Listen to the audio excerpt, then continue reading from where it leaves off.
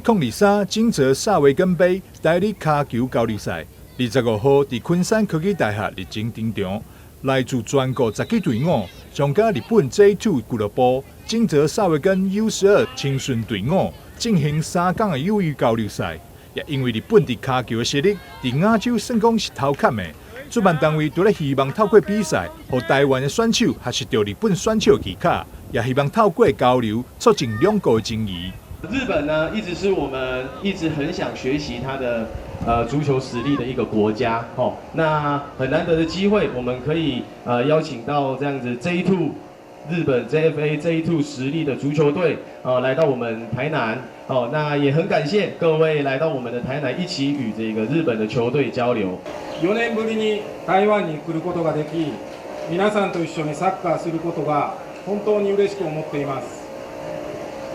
因为疫情，我们3年不能来台湾，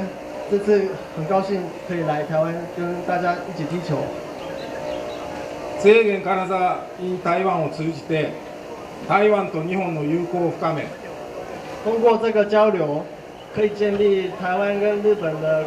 好的关系。这次比赛选定伫咧昆山科技大学举办，副校长庄俊彦也特别来到赛场，甲选手致意。こんにちは。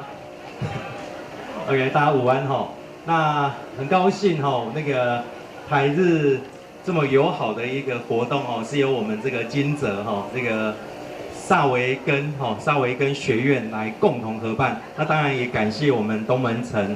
这个足球队俱乐部来办理这样的活动。那昆山科大有幸来借用这样的一个场地，我想我们校长非常的支持。很感谢我们的总干事真的筹办这么棒的活动，那让我们的台日能够一个很好的透过足球来做一个交流那我想怡珍跟丽晶我们也刚刚从日本回来我们去欣赏我们的芒果所以今天可以欢迎到所有日本的朋友来到台南，非常的开心那也祝福我们今天的这个萨维根杯我们的足球比赛能够非常顺利圆满成功。金泽萨维根杯代理卡球交流赛举办，不仅是台湾、日本双边球队的比较，更是跨越各界连接人生的平台。主办单位望透过这场盛事，